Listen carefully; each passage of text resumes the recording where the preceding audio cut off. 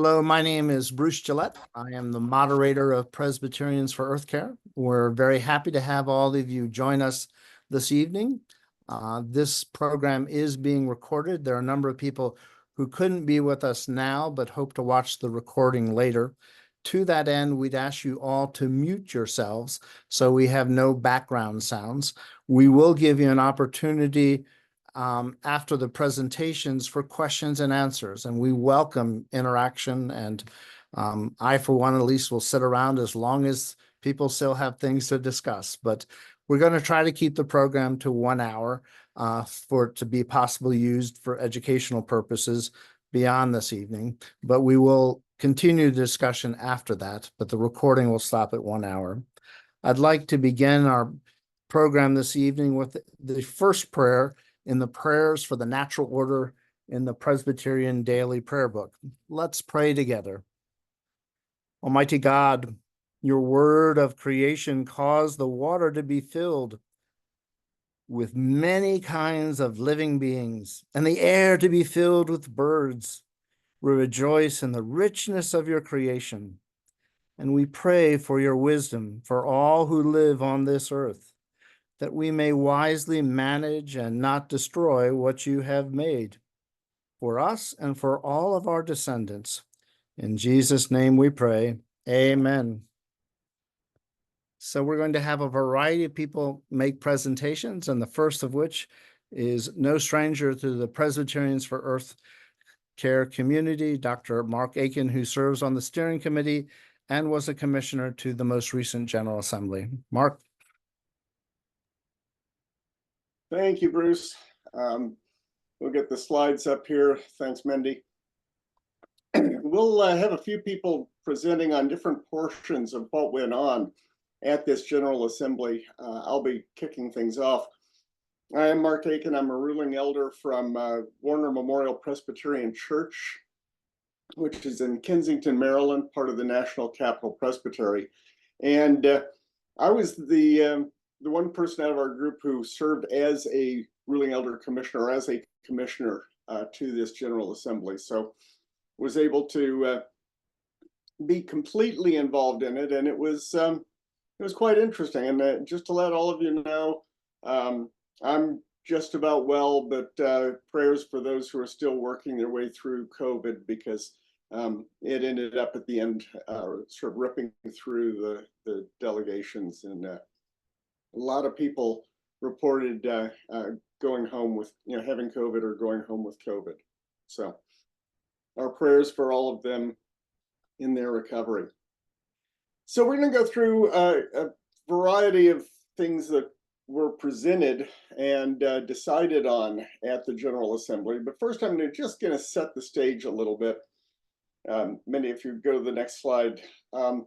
And this is a plot, spaghetti diagrams of the warmest years on record from the temperature record from the European agency. I usually use the NOAA equivalent chart to this, but they won't be updating their June information until next week. So we're going with the Europeans for now. And what you can see in that black line at the top, that's 2024. You're looking at every month of this year, including June, were the warmest months on record. And in fact, the previous 12 months had all been the warmest months on record. So we've been looking at dramatically higher temperatures than we've ever seen before. At this point, NOAA, it's kind of interesting that NOAA is predicting at this point that the odds of 2024 being one of the 5 warmest years on record is 100%. Halfway through the year, NOAA's predicting it's going to be in the top 5 with 100% certainty. That is, I mean, I've been a scientist all my life and looking at a lot of projections and such, and you don't find many 100% probabilities that far out. But that's what we're looking at. And the reason we're looking at that is because we continue to spew carbon dioxide and other heat trapping gases into the atmosphere, much of that through the burning of fossil fuels. And that was a major theme of things that we talked about. The Presbyterians for Earth Care was interested in going forward to the General Assembly. Next slide. Now, despite the fact that we've known for a while that we need to be getting off fossil fuels, we have not been doing that. In 2016, the prediction was we had 12 years to do a 40% reduction in the amount of CO2 that we're emitting in the atmosphere to keep within 1.5 degrees of warming. This is a plot of what that trajectory looked like back then at 2016 and 2020. And the last line there, 2025. So next year's line is almost a sheer cliff, and it keeps getting steeper. We know this problem. We know we've got to deal with it, and we know we need to do it quickly. The global governments are not doing that. Our government is not doing that. And certainly the Presbyterian Church is not doing that. And this is one of the things that was frustrating, was we continued to see, especially the Mission Responsibility through Investment Group, you'll hear more about them later, hear them continue to say we need to have these slow, deliberate discussions with the fossil fuel companies, when what we need to be doing is getting out of them, because we continue to profit off that. And that was a big theme to some of the things that we were discussing. So let's go to the next slide and look at the list of all of the overtures we're going to speak to. First of all, the ones in the Environmental and Climate Justice Committee, the adoption of the $1 billion for Peace pledge, the divestment overture that PEC wrote entitled On Removal of Investments in and Subsidies for Fossil Fuels, ENVO2. We had ENVO3 on becoming free from plastic pollution. ENVO4, the lithium mining paper that was put together by the Advisory Committee for Social Witness Policy. ENVO6, the response to the 225th General Assembly Directive on applying environmental policy and continuing corporate engagement. In other words, this was the report from and recommendations from Mission Responsibility through Investment. And ENVO7 was actually a commissioner's resolution that Bruce did the major drafting for, provided to me. I put it in as a commissioner's resolution at the General Assembly, and we got it before the Environment Committee to have a Treasury Department official speak to the General Assembly about the Inflation Reduction Act and the great new things that can now be done for churches through direct pay. And you have a chance to hear more about it in a week and a half, because we have two more webinars coming up this month from the Presbyterians for Earth Care. Next Tuesday, my wife and I will be speaking about the project that we did at our church. And the following Tuesday, we'll be hearing from Mr. Ronald Newman from the Treasury talking about how churches can take advantage of direct pay. Anyway, the other two items that were of interest to us, they weren't in the Environment Committee, but were very important. One was DOE 08 on protecting Utah's national monuments and wildlands for ecology and justice. This was protection for monument areas like the Bears Ears that you heard so much about, especially the previous administration. And then finally, the MRTI recommendation to create a 1984 policy review task force to review the policy that underpins the way that we do fossil fuel divestment and engagement with companies on a variety of sorts. So I'll just talk to the first one, and then I'll hand it over to Bruce to get into the plastic pollution one. But the $1 billion for Peace pledge was an environmental and peace, motherhood, and apple pie statement. It's great. Don't get me wrong, I'm not downplaying it for that, but it's something that it would be hard for anyone to argue against.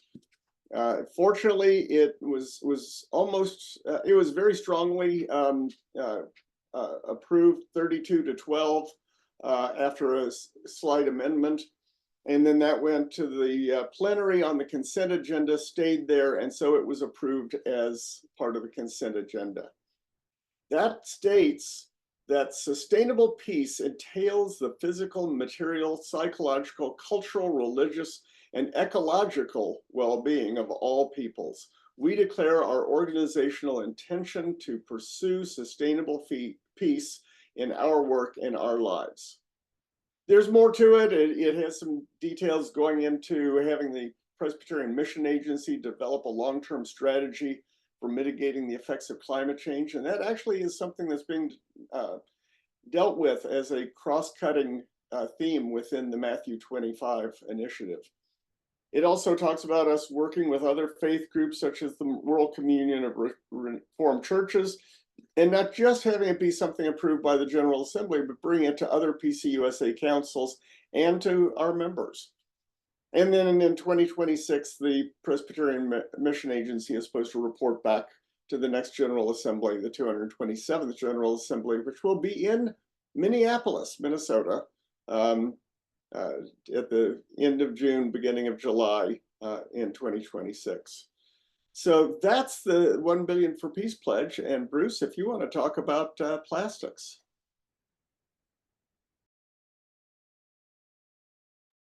You're on mute. We try to learn from other churches and ecumenical groups, and we learned that the United Church of Christ, a sister congregation in the Reformed tradition, a few months ago had passed at their General Synod, similar to our General Assembly, a resolution on plastic pollution. We invited some of the key leaders behind that to do a webinar for Presbyterians for Earth Care, and you can find that on the PEC website, along with many, many other webinars that we have hosted. And we were inspired by that. Mark did most of the drafting. I helped out a bit. We took that and added some Presbyterian language to it and made that into an overture to the General Assembly. And that is found on the PC Biz website as EN03. And here are just some of the highlights: the commitment to change from a disposable culture to a reusable, sustainable one. In other words, we got to change our ways. And one of the staggering little facts that we included in the overture was that the total weight of plastics that have been produced in the last 100 years now is equal, if not surpassing, the total weight of all living creatures on Earth. Imagine that amount of plastic that is only not biodegradable, to put it mildly, and will be around, if not in huge forms, in little microplastics for many, many years to come. So we need to address it. It's one of the huge environmental problems facing the church, and the church had never said much about it as far as Presbyterians go. So we want to educate people, and if you look at the overture, you'll see there are a number of hyperlinks to online resources, including video presentations. So we hope people will educate not only at the congregational level, but also in their communities, presbytery, any way we can to try to turn things around. And those efforts are making a difference. Just this past week, New York State outlawed all the little plastic containers that you used to find in hotels for shampoo and conditioner and body wash and all that. They're no longer found in New York State hotels. Instead, we have those larger containers. Those simple things can make a huge difference when it comes to plastic pollution. Talks about strategies and actions to mitigate the plastic pollution, reducing single-use plastics and packaging.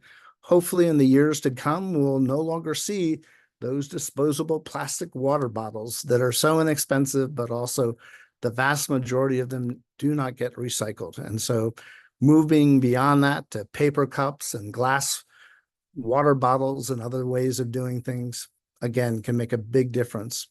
The church is to join in opportunities to participating in addressing plastic pollution. Again, where I live, we have the largest landfill is up the road, close to one of the beautiful Finger Lakes, and it is huge. And I showed the organizers that are trying to close that landfill down, and they were thrilled that the Presbyterians had passed this overture on plastic pollution. We need to look at how it impacts people. You know, people in the medical field need to be able to continue to use plastics in some ways. But if you go to the Washington Post, one of the medical doctors there had an article citing all the different ways the medical field's been able to save on plastic pollution as well.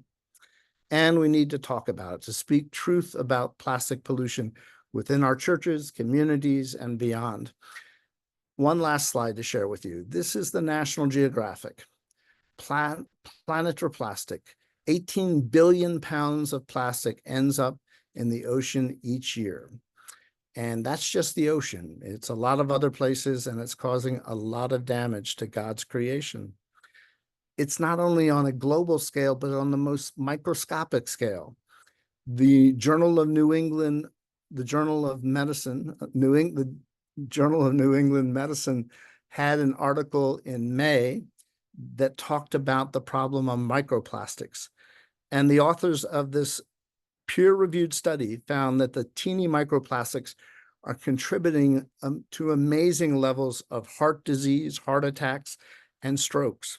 And the authors were adamant, saying we need to spread the word as quickly as possible because of the very real health hazards. So it's not only true for our bodies, but for the whole of God's creation. Please read it with care and see ways you can use it in your local church. Thank you.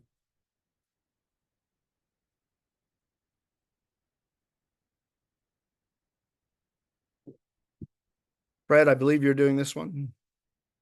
Yes, and for some reason, with this on the screen, I'm not able to access my written paper that I had minimized at the bottom of the screen. And not sure how to do that now. Do you Yeah, want me to, would you like me to stop sharing for a second and maybe you can Yes, please pull do. that up? Please. Okay, all right. Please do. So you need to pull it up at your end, Fred. I know that. I just couldn't see it. Okay, so yes, the advisory committee on social witness policy brought a paper and a set of recommendations around lithium mining that was a very well done document. Essentially, it's based on the fact that green transition, as we adopted 2 years ago as a commitment and as a goal, creates a set of complex ethical dilemmas. The phrase green transition is loaded with a key assumption, and that this transition to a low carbon, zero emissions economy based in renewable energy sources such as wind and sun and waves, that all of this energy that is produced there has to have a means by which it may be stored for us to be used in various ways. One of the primary ways is in the transportation industry through the lithium ion batteries that are used in cars and trucks, mostly cars right now. This therefore requires a mining of vast quantities of the mineral lithium, which comes with a great many costs, both to the lands and the ecosystems where it's mined, as well as to the people who live there. But a transition to something also entails a transition away from something. In this case, it means a transitioning away from the carbon emissions intensive fossil fuel based economy that has set us on the headlong plunge toward climate chaos, which is eroding the very fabric of the life of the planet. In the lithium paper, which is a resource for the recommendations that came before the committee and the plenary, while costs of mining for the sake of the green transition are genuine, it is important to remember that they pale in comparison to those of mining, drilling, and fracking for fossil fuels. Even apart from the contribution to climate change, the environmental effects of mining, drilling, and fracking for fossil fuels are significant, especially when oil spills devastate towns, waters, and ecosystems. The harm to workers is well documented. The access to fossil fuels has given rise to war, exploitation, dispossession, and more. Fortunately, the minerals mined for the green transition can be put to use in batteries and other electrical devices that can last decades and potentially be recycled, while fossil fuels, once mined, drilled, or fracked, are burned once and they're gone, requiring an unceasing search for more. Lithium, the study goes on to note, is critical to moving to a green transportation sector. Moving to a green transportation sector will mitigate climate change. Climate change is one of the biggest crises facing the world today. Tough choices will have to be made. Critical is the right of prior, free, and informed consent in any decision related to mining. So while mining in any form or location is destructive to the land where mining is happening and should be conducted with sensitivity to this impact on surface ecosystems, mining for lithium comes with additional concerns, as so many of the world's lithium deposits are located on indigenous lands, which are often invested with particular sacred meaning. In the United States, 79% of lithium, 68% of cobalt, 97% of nickel, and 89% of copper reserves and resources are located within 35 miles of Native American reservations.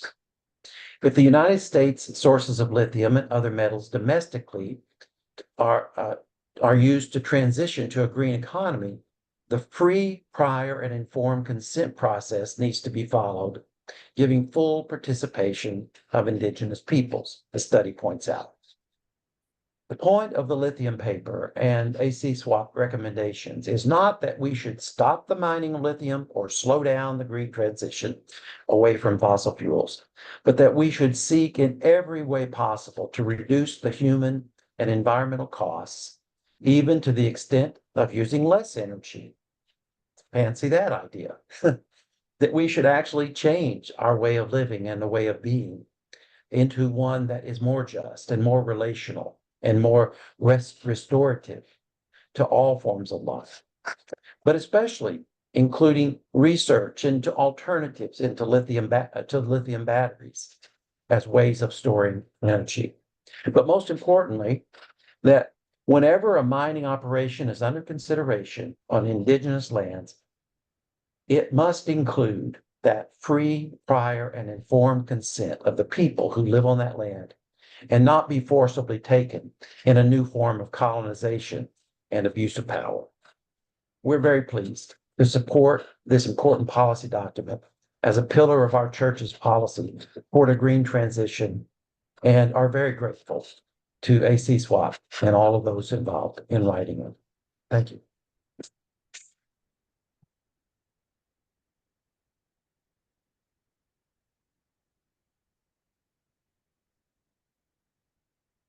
Are Jenny or Janie here? Let's skip them and hope they'll come and join us later. They're here. They're both here. Okay. We missed them at the beginning, so. Hello.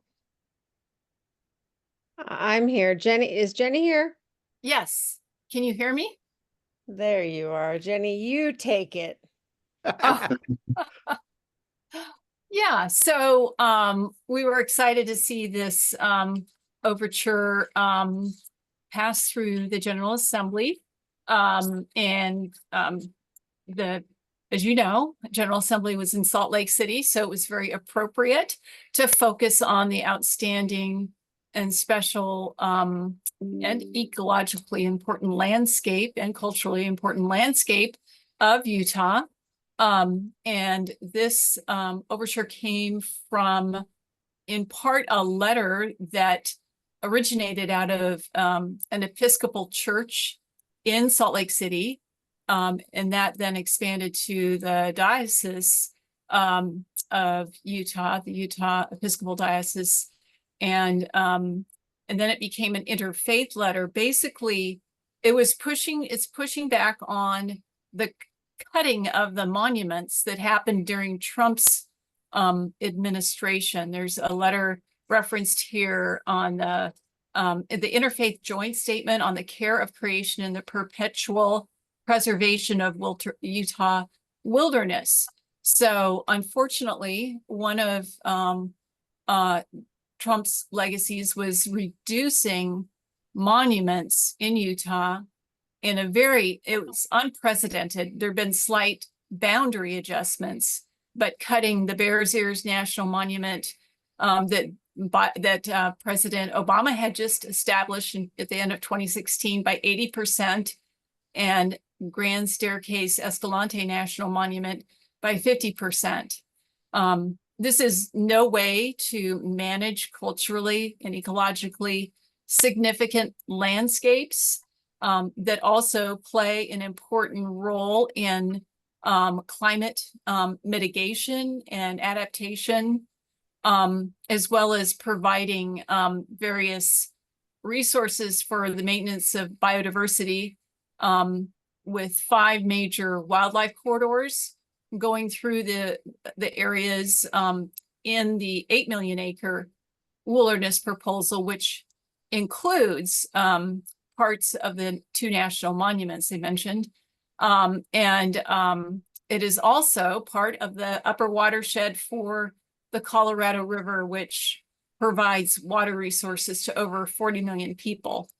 So to open these lands up for oil and gas drilling, even the exploration, is very harmful, to allow more off-road vehicles to continue to desecrate these lands and provide new ways for people that like to loot cultural resources to get to some of the amazing cultural resources that are left, and to interfere with current day tribal practices, hunting, gathering special medicines, using certain places for ceremonies and rituals. You know, something needs to be done to stop this, because unfortunately the state of Utah has a delegation that is not supportive of protecting its natural areas and its public lands, and they want to use as much fossil energy as possible. They would like to see the Grand Staircase Escalante coal reserves opened up again for coal mining. You know, so that's why a national voice is needed on this.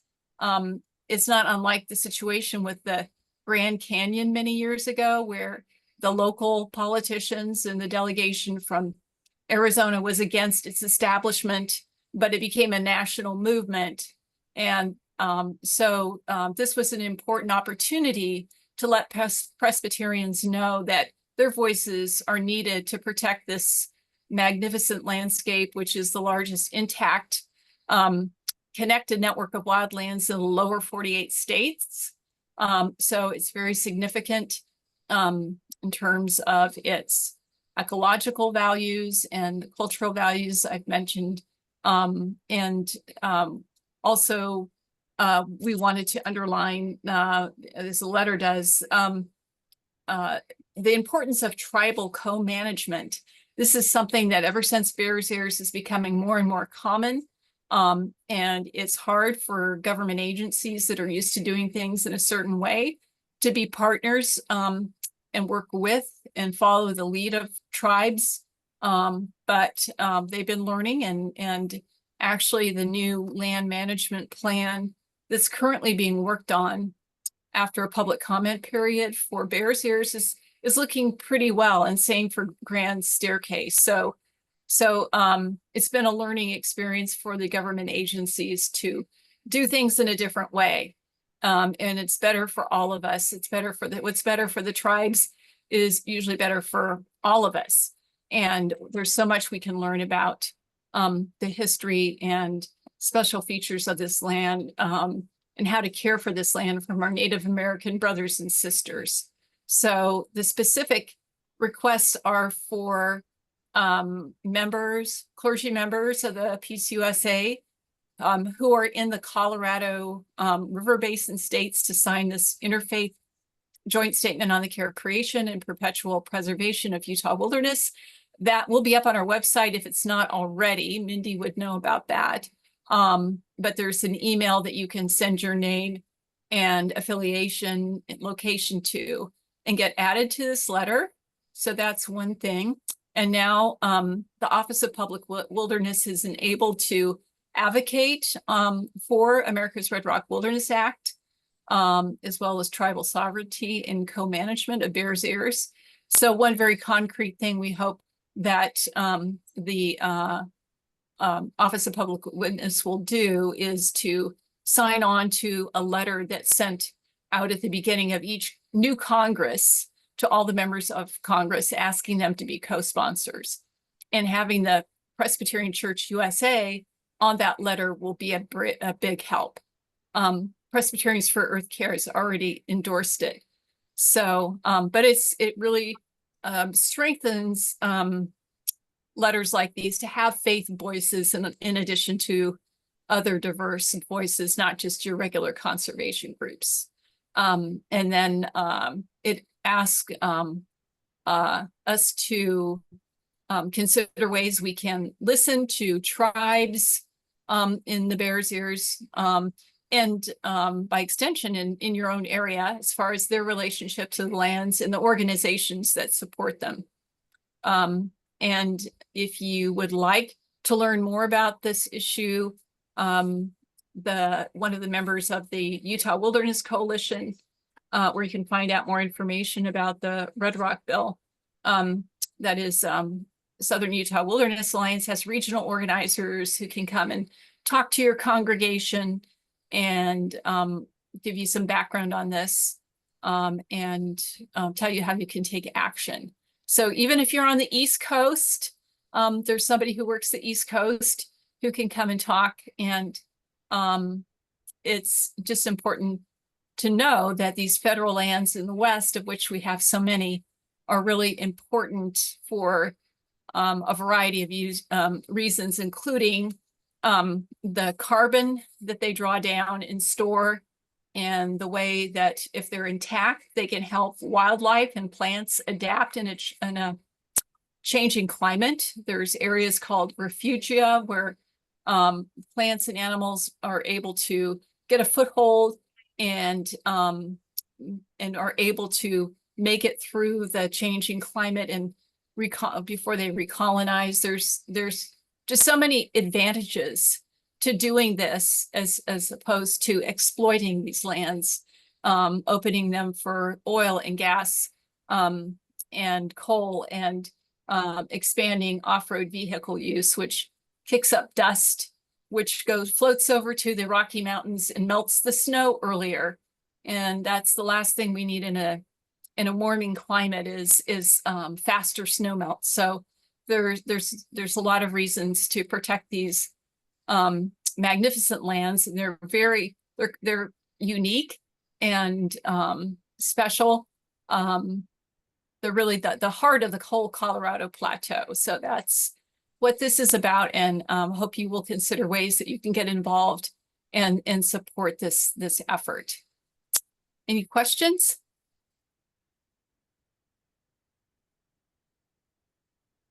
Jamie, would you like to add anything? No, I think the most effective thing I did, Jenny actually couldn't get into the Zoom meeting when we were advocating for the overture.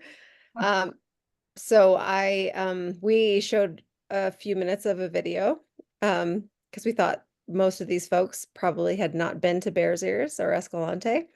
And so I reminded them that just like many folks would want to protect Central Park, even if they didn't live in New York City, most people would want to protect Escalante and Bears Ears, even if they didn't live in Utah or Colorado. And I think that tracked for most people once they saw the spaces as reflected in the video, and then were reminded of our call to protect our planet and steward our resources. So Jenny, I wish you'd been able to show up that day and share. Well, I was there. I just couldn't do anything. So frustrating. I've never been to VA before, and my goodness, being on mute and having the answers to the questions people were asking was a new experience for me. Who normally, as a minister, has the microphone and has the right to speak. That was fun. Sarcasm. Well, we're hoping the two of you and maybe friends could do a whole webinar on this. This rates more than just the few minutes we have here, but a number of these others we've mentioned have had full hour-long webinars, and this is an ongoing educational process, as you have alluded to. And so we'll give people a chance to ask questions at the end of all the presentations, but stay tuned. We hope we'll get you back for a full hour just on this. So thank you for your work. Thankfully, there were people in the committee that had the correct answers and were able to pipe in, and it was great. But excuse me, though, I have to log off. Forgive me. I rearranged meetings and then had the wrong time zone and have another commitment tonight, but I wanted to pop in for as long as I could. But happy to zoom in another time. Blessings. Thanks so much, Jamie. Of Thank you. course. And I really appreciated how you emphasized the spiritual connection that many different people, including us as Christians and Presbyterians, have to the landscapes like these. That was very important. Absolutely. Anytime. Thank you both. Fred, take it away. Okay, so Mindy, can you take off the video of the screen just for a moment so I can pull up my thoughts that I recorded. I'm Fred Milligan. I'm the co-facilitator along with Jenny Holmes of the Presbyterians for Earth Care advocacy team. And I was the co-writer with Pam McVetti of the overture on removal of investments in and subsidies for fossil fuels. I also served as an overture advocate for that overture, as well as the plastics overture, which were both concurred with by my presbytery, Highlands Presbytery in New Jersey. So I want to start with offering a bit of a parable. And like any parable, it's not meant in every detail to actually represent the experience we had last week at General Assembly, but more or less to convey something of what that experience felt like in some ways. Imagine, if you can, that there is a powerful bird flu-like virus that is ravaging all the bird populations of the world.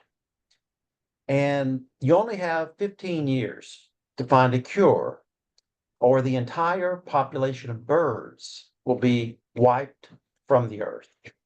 And imagine that somehow scientists have discovered how to communicate with a certain strain of that virus. And they have received an offer from that particular strain of virus to build a state-of-the-art bird hospital and sanctuary. Also, they have been told that there are places where, when this virus is at work destroying the bird population, that it distributes particles of gold dust that can be collected and eventually put together into whole bars of gold. But they are only willing to divulge this information if you will continue to delay your scientific investigations on how to eliminate the virus. They want to survive. After 10 years of delay, when the scientists tell you that now you've only got 18 months to act before all the birds in the world will die, the governments of the world decide to abandon the offer of the virus and to build the hospital and the bird sanctuary. And instead, they decide to work with all deliberate speed to eliminate that virus.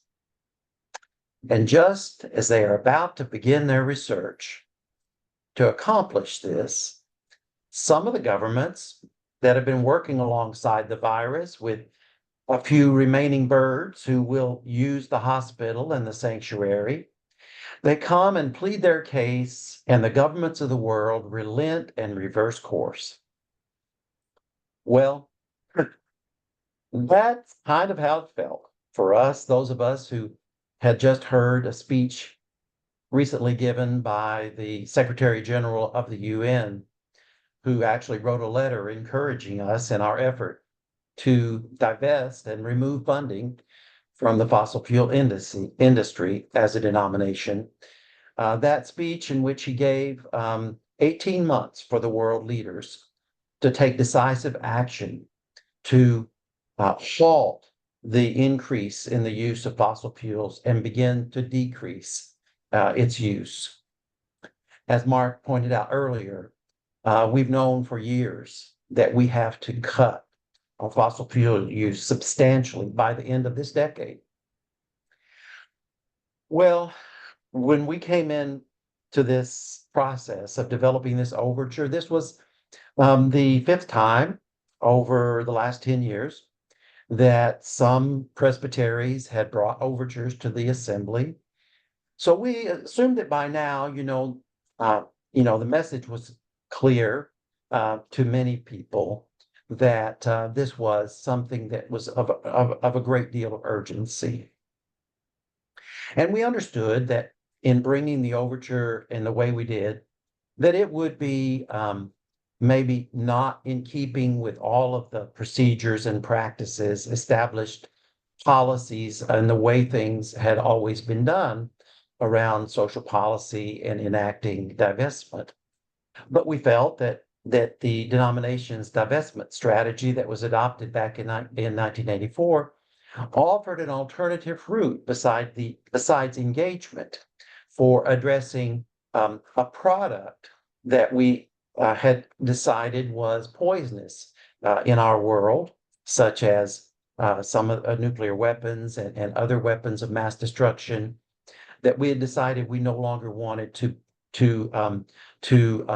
profit from, or for-profit prisons, a practice that we decided we didn't want to any longer profit from. And so we decided that this could be handled in the same way as those other items had been handled by our denomination in the past. So we thought we had some both policy history as well as divestment practice history to rely on, and that if people sufficiently felt the level of urgency was there, that something important could be done at this assembly. And so we were quite encouraged when the assembly made a very powerful move. I think it was 27-17 in their decision in the committee. And then when we got to the assembly plenary, the decision was also substantial. I forget the exact numbers, but a substantial number of the commissioners voted in favor of this overture. Then we went to lunch. And when we came back from lunch, we heard a story about a specific oil company and a specific Native American tribe in Louisiana, and the work that MRTI had been doing to bring voice to this group that had been voiceless in that conversation for a while. And because of the good work that MRTI is doing there, it seemed the commissioners wanted to stay engaged, not only with that oil company, but with all oil companies. Eventually, then our overture was reversed. The decision was to not approve it, then to move on and approve an amended version of the policy of MRTI, which we had not opposed because we felt that in an amended form, their good work with other companies, they're looking at the carbon footprint of transportation companies and so forth, other industries, was a very important work and that needed to be done. But we just felt that it was fossil fuel companies and the products, fossil fuel, that we wanted to no longer profit from. But the assembly commissioners decided otherwise. And so now we are moving forward. We have in this approved ENV06 measure that was taken up and approved, a paragraph about 10 fossil fuel companies, which essentially is business as usual for MRTI because they are engaging these companies and they are looking for promising results and coming to a determination that a company's not going to produce promising results is a rather long process over many years. In fact, since the last assembly, MRTI has been engaging with some companies. And for those 2 years, they've not been able to make a determination and bring any more recommendations for investment to this last assembly. So we expect that maybe after a couple of more years, there might be a recommendation or there might not be a recommendation. It remains to be seen. But that's kind of where we are. At this point, it's hard to say what is going to happen with the $320 million of investments that our Board of Pensions and Presbyterian Foundation has. But our overture was about much more than that. Our overture was about asking for all institutions, congregations, individuals, seminaries, and everyone to remove their investments in fossil fuels, and also for the government to remove its subsidies from fossil fuels. And so we were quite disappointed that things took the turn that they did, and that commissioners didn't feel that the level of urgency was sufficient to depart from historic practices and policies in the way we do these kinds of things. So that's kind of the outcome of ENV02 and ENV06. Thank you, Fred. Mindy, can we go back to the slides? Thank you. You'll see the votes there on that slide. In the morning, we did very well, 284 to 146. In the afternoon, it flipped, but still not as dramatically as in the morning, 264 to 146. And that's the final vote. Let's move on to another item of action by the General Assembly, and that was a commissioner's resolution. There we go. So the weekend before our General Assembly started meeting, the Episcopal bishops met in Louisville, and a Presbyterian reporter who does excellent environmental reporting, Mike Ferguson, did a story on a presentation they had with the national leaders of the Episcopal Church with a top U.S. Treasury official named Ronald Newman. And he was there to talk to every religious body he could find about what's called the Inflation Reduction Act, a phenomenal piece of legislation that provides funding for the very first time for nonprofits, including churches, to benefit from.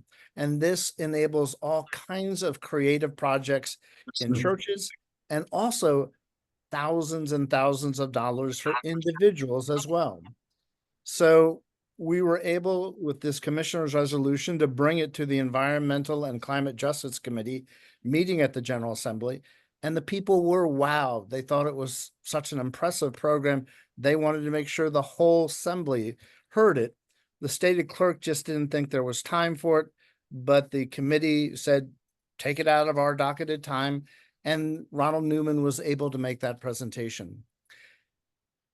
We are following up on that. You'll see a slide in just later in July. He's not going to get 10 minutes like he had at the General Assembly, but he's going to get it from PEC for a webinar in the evening. We're going to give him plenty of time, and it'll be an hour-long program, including a chance for people across the country to ask, how can we get these funds to use for electrical work in their churches, for heat pumps, for solar panels, for EV chargers, insulation, all kinds of things that can dramatically help the church save money for the long term. It also is available for individuals, and they can do all of those same things in their homes. They can also get electric vehicles themselves. If you get an American-made vehicle, $7,500 will go towards that cost. And the goal of all of this funds is to help lessen the carbon going into the air, lessen the horrible, horrible disaster that we know as a climate crisis. So that was one of the things that came out not foreseen at the General Assembly and has a wonderful benefit. We can argue back and forth about divestment, but I think everyone would agree the best way To divest is simply not to use the fossil fuels. So, you can get an electric car, you can put in insulation that saves, you can do all kinds of things that you don't have to argue about whether putting money into these fossil fuel companies is helpful for one reason or another, but you can simply not use the products or not use it nearly as much. And that's a wonderful way of making a difference. So that's coming up. Let's go on to the next slide, please. So Mark alluded that his church, Warner Memorial Church, he and his wife June are going to do a presentation next week on July 16th. And they have a very creative thing that they have done, not only benefiting the church, but their neighbors in need. And we really hope you can come to this. If you're thinking about a solar project for your church, this is a wonderful way of doing it beyond just saving on the electric bill. It's amazing what they've done. So that'll be on July 16th. And then the following week, as I mentioned, we're having Ron Newman on July the 23rd. And notice at the bottom, late-breaking addition to this slide, the Presbyterian Hunger Program and the Presbyterian Office of Public Witness are co-sponsoring this event. So we hope that there will be many, many people that have heard about it through those groups as well as our own and attend this, because it's a great way to help the planet. So that's enough from all of us. We'd like to hear if there are any questions from any of you. Oh, please let me remember, we appreciate your financial support. You can do it very simply. We have a secure website that has a section that you can do it very simply with a credit card, online giving. So if you enjoyed this program, want to support our work, please give us a donation. Now, let's open it up. Maybe we can show everybody and not just, a few faces. Let's do the gallery view of people who are here. And then could you get rid of the slides, please, Mindy? Bruce, there's no slides right now, is Okay, there? it was just my computer showing Fred's. Yeah. Okay. Everybody's on gallery. Okay, so if you would like to ask a question, if you go down at the bottom of the Zoom, there is a reaction, and raise your hand, and that brings you up to the top of the screen, and we can easily see you and call on you.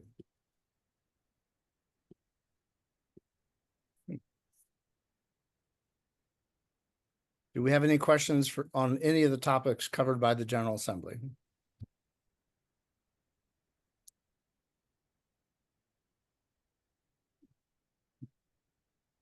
I have a question. I didn't see what you wanted. My name is Mike, and I wanted to address it to Mr. Milligan.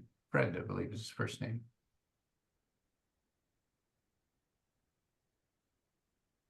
Are you hearing me? Mike, could you put your video on, please, so we can see you? Working on it. We can hear you though. Fred I can hear you. So go ahead and ask your Yep, question. we can hear you.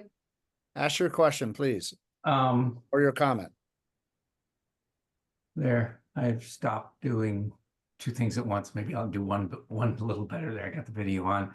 So Fred, if I'm not, correct me if I'm wrong, you were the presenter that was talking about moving away from fossil fuels to renewable resources with the focus on away from fuel and batteries. And that's just the right thing to do. I would summarize on its own. So it's a goal. It's not just a goal. It's the right thing to do if we want to have an Earth for our kids and the Great Commission that we're supposed to be doing, just because it's the right thing to do.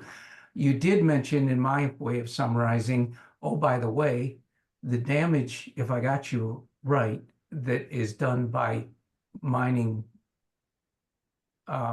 petroleum is equal or very much likely much greater than mining for the primary metals. Did I get that right? And if I did, I then was quoting the lithium paper, which speaks to the issue not only of local damage where the mining and the drilling and the processing of fossil fuels happens, but to the global damage that is caused when these fuels are used and the emissions are released into the atmosphere. That is the cause that is the primary driver of climate change, not the local damage. I mean, that's terrible. And it's terrible what it does to communities. It's terrible what the conditions, working conditions may be, and all those issues are important to address. But the greater damage that is pointed out in the lithium paper is actual climate change itself and what that is doing to the poorest of the poor around the world. As Thank you. whole island nations are inundated and people are really driven to their deaths. Thank you for that. My question is, in thinking about this and trying to get conversations started, because I think one of the things in my circles is one of the best things to do is start talking about this, meaning we need to get to sustainable energy, not the kind we used to when we were growing up and still are hooked on. It just talking about it is the right thing to do because it generates thought and hopefully will get people to join the movement. My question is this: has anyone on that topic of going to the battery base to replace renewable energies? I think I would much rather, if I had the choice of controlling the genie once it's out of the bottle, that CO2 and emissions, it's out and it's, what can we do as compared to if we responsibly use batteries and that, assuming we're going that way, we should be able to not pollute the creation in a much more controllable fashion with batteries and recycling than that. I didn't hear that come out. And I think that is equally a big talking point. Is that something in your circles that's being talked about? Is there validity to my assumption? I want to get more on that if you could help me in that direction. I would direct you to read that lithium paper as well as the recommendations. They have a great deal, they say a great deal about the importance of recycling, batteries, and the importance of that whole process being done as cleanly as possible and as non-pollution, oriented as possible. Yes, there's a great deal in that regard. In that I'd paper. also, if It's you're a not less, familiar with it, I'd recommend, Mike, pick up a copy of this book by Catherine Hayhoe. And it talks about having conversations with family and friends. And the title is Saving Us, A Climate Scientist's Case for Hope and Healing in a Divided World. hold that up once more for a screenshot, please. Okay. And that's great. Okay. She is a very respected scientist. I'll tell you, a couple years ago, Christians in Scotland wanted to get an international scientist to give a series of short talks on the Christian perspective on climate change. And they went around the world and they picked this woman who is a professor in Texas, not a fellow one from Scotland. And she did a series of short videos. You can watch her free online. And her whole point is one of the most important things we can do about the climate crisis is have conversations about it. And this book gives some very helpful advice on it. We have been blessed. I don't know if she's still with us. I was going to see if I could call on Sue Smith, but I think she has left. Is she still here or not? All right, that's too bad. She just left. She is served on the advisory committee for social witness policy, helped author the Investing in the Green Future report from last General Assembly, and has been a good friend of Presbyterians for Earth Care for many years. So she could have added some tidbits, but Fred and I talked too much and I didn't get a chance to talk to call on her. Are there Thank other you. questions or comments?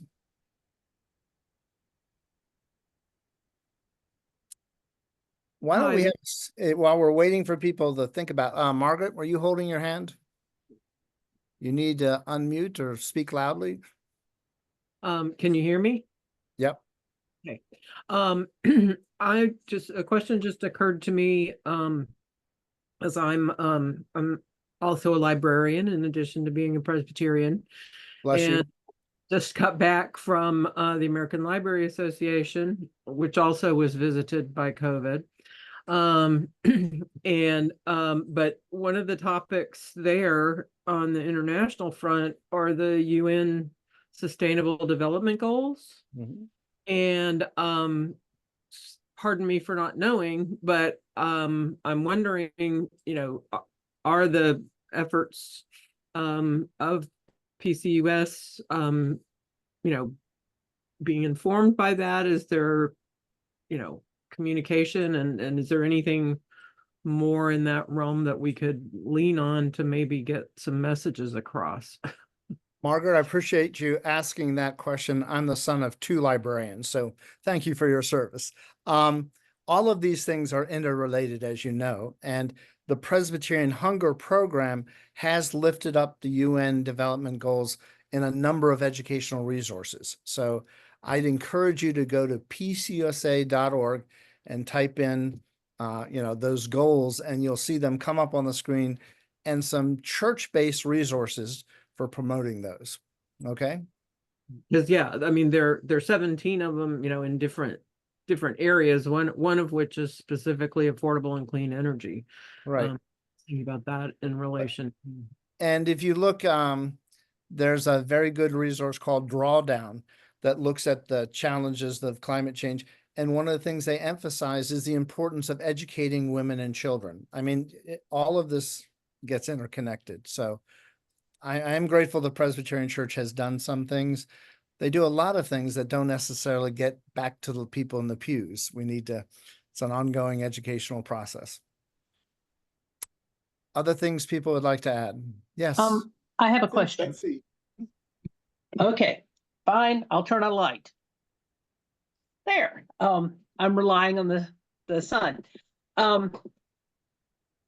My main job is working on a trauma unit. And so I see people after they've been hit by trucks and pedestrians and car crashes and things like that. And I've noticed that in most of the United States, perhaps, it is dangerous to walk or take your bike to do some regular things. Grocery store, going to work, those kinds of things. I myself could walk to a grocery store, but ain't no way I'm taking a bicycle. I would be street pizza. So, and so the people who I see who get, the pedestrians I see who get hit are those who can't afford a car. So they're lower income. Has this kind of question about the way we lay out our cities in response to the fossil fuels that we are having to burn in order to navigate this map that we've made, has that come up in any conversations at GA or any other place like that? If you look at the document approved at the previous General Assembly, investing in a green future, that is lifted up to a degree. There are some wonderful models. Oregon, for example, has intentionally designed their cities so you don't have suburban spread, but there's more concentrations of the population in an urban setting, which in turn makes mass transportation much easier for people to use, and again, is far more beneficial for the environment. So there is work going on there. The current King of England, King Charles, has pioneered this. He built an English village with this kind of design as well. So something you might be interested in is an author named Matthew Sleeth. Matthew Sleeth, Sleeth. He was an emergency room doctor and looked at the crisis going on in the environment and left that work as an emergency doctor and ended up writing several books, doing lectures. You can find some of them online, but he sort of brings the ER doctor perspective to this crisis. And that might be something you find of interest as well. Great, thank you. Sure. I think Manley actually had his hand up first, and then we'll move to Phyllis. Manley? Two comments and then a question. Um, Mark said that the next General Assembly is going to be in Minneapolis. It's actually in Milwaukee. Correct. Milwaukee. The second comment is Catherine Hayhoe is very much of an evangelical and has that perspective on the environment. One of the few evangelicals who's really spoken out very strongly about it. In fact, we had her at our church, I think 2 weeks before the pandemic, restrictions went into effect. We had her and McKibben was scheduled, and we never had him. We had him by video. My question was, did anything new come out in terms of studies by social witness policy on any things related to the environment or climate change? Were there any new studies commissioned for AC swap? Well, again, it would be nice if Susan Smith was here. Probably the lithium mining paper was the most significant one they did environmentally, I would say. I could speak to that. There's one not commission paper, but there was one information paper that was a part of the PC. You can find it on PC Biz that speaks about the costs of the green transition. And it's a pretty powerful theological and ethical document. Highly recommended for your reading. But there's no more studies were commissioned at this assembly, not around environmental things for AC swap. There were other studies for AC swap around artificial intelligence, for instance, and I don't know, maybe something else. Thanks, Fred. It's good to see you again. I did put in the chat a link to the video series online by Catherine Hayhoe, and I'd recommend it. Phyllis, you've been patiently waiting. What's your question? I have a couple comments. I responded to your request, Bruce, to volunteer to testify at the committees on the PEC initiatives. And so I spoke for the Red Rocks Wilderness in the Utah piece that day. I think they had a half hour for public comments and went through all 6 of the initiatives that other committee, not the Environment Committee, was dealing with.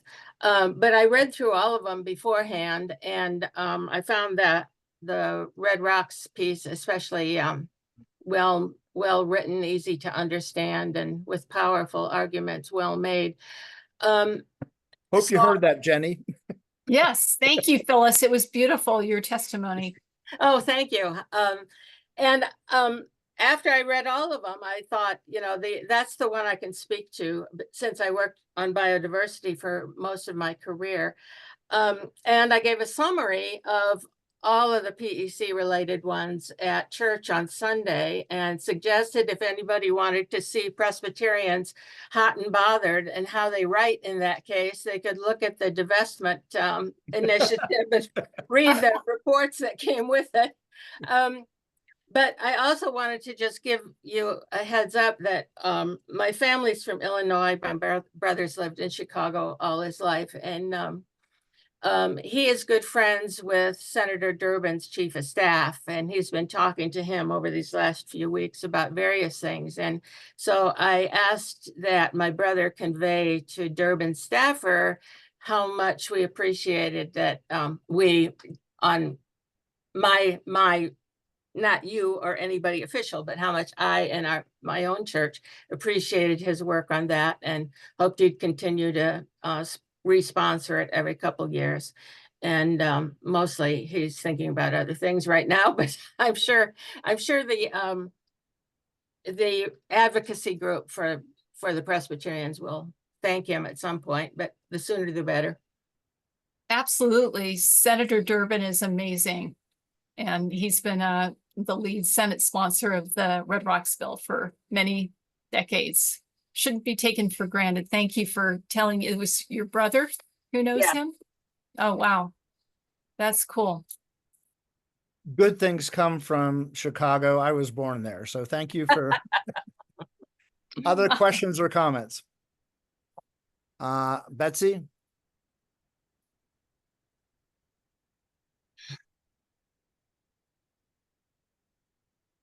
Okay, sorry, I couldn't unmute. I wanted to share a piece of information. The University of New Mexico Medical School is doing a broad range of health impacts of plastic pollution, and they have some very interesting topics. One of them is microplastics in fetuses. I know the pharmacy school is doing research, and the endocrinology department is attending many conferences where they are gathering information about the disruptive, hormone disruptive effects of plastic as well. And so it's not just cancer or heart attacks or strokes, which sometimes people have heard apart from that. The other thing I wanted to ask about is I haven't heard anything about the impacts of drought, which are in the area of the country that I live in, a very profound problem. And so I wondered what the Presbyterian Church is doing around issues of water. Several years ago, we did a study paper on water, and you can find that on the National Church website. I say we, I say PCUSA, not our organization, but the denomination did a study on water. We had a young scientist on earlier this year who, Colin Evans, who is on the staff of Cornell University. He's got his PhD there. He's doing postdoc work. And Colin's done, I think now 3 webinars. First one with Mark, and then a couple of others. The recent one was just trying to explain the basic science of climate and weather and everything. And that was earlier this year. His doctoral thesis was in the area of drought. And you might check out some of his presentations. I was amused when we had him for the national conference, I guess it was 4 years ago now, with Mark. It was a all virtual conference. Mark is an oceanographer, internationally renowned for his study on climate and coral. And then we had this guy whose expertise was on the land and on drought. So it was like the contrast between the two of them was something else. But you might contact him for further information in that area. I will tell you, if you go to the Presbyterians for Earth Care Facebook page, we took a article that Catherine Hayhoe posted from her recent newsletter. This was right before the General Assembly a couple of weeks ago. There's an image of a pregnant woman, and she cites a number of international studies that look at the issue of microplastics and fetuses and pregnant women and the horrendous damage that they are causing. So we really need to take this stuff seriously and act on it as quickly as possible, because it impacts from the very beginning of life, and then people are up in years dealing with heart and stroke issues, all kinds of folks. Other questions or comments? Is there a cogent explanation that someone could share that describes the distinction between the resolution that did pass in last year's General Assembly, divesting, I think it was from a specific number of corporations, and what happened this year? Can someone point me to that in the chat? Well, if you go to PC Biz, and then this year's General Assembly and the Environmental and Climate Justice Committee, they have all the actions. The MRTI report was amended, and the action with the amendment was to divest from the 10 largest fossil fuel companies. The problem was that's a little ambiguous because many of them are not American based. How much we are invested in those overseas companies is to be determined. And the 4 American-based ones, Mark, Fred, we already have divested from the 2 years ago, correct? Well, yes, and then That's the other, correct. the other loophole in that paragraph that was added is only those companies among that 10 that MRTI decides is showing no promise, that their engagement process is showing no promise of productive change on their part. The problem we have with MRTI is they believe in corporate engagement in a very narrow way. So they want to celebrate when they've been able to talk to a corporate, for example, that has oil refineries and people in the neighborhood are being impacted, and they may modify something to lessen the cancer rate. They want to celebrate that, and we think that's wonderful. But what's not looked at is the greater picture, the millions of people. And there was a study done by 2 professors at Harvard and then 2 in English companies, universities, that found 8 million people are dying a year from fossil fuel use. 8 million. I mean, so the question is, do we want to keep making money off that or not? So is there an intention? Is there an intention to regroup? I'm sorry, what? Is there an intention to regroup for next year or the next every 2 general? years? Every 2 years. Every 2 years. Yes. Actually, what we want to do, as I mentioned, get people stopping to use the products by this Inflation Reduction Act. We also have encouraged people across the board to ignore the General Assembly and just go ahead and do it. And I've reached out to the Presbyterian Foundation. They have a fossil-free fund that churches can invest in, and we want to publicize that. And they don't publicize it for investment policy issues, but we want to let people know about that as an option. Presbyterian ministers have a fossil-free fund, I think, through the Board of Pensions Fidelity. We want to get that information out there more, but there's plenty of other ways of simply divesting, and we don't have to wait for the General Assembly. All right. Thank you so much for answering my question. I got 2 friends here who could probably have done it better. We're going to stop the recording now, and then because there have been people waiting to ask questions but don't want them videotaped. So we're going to stop the recording, but if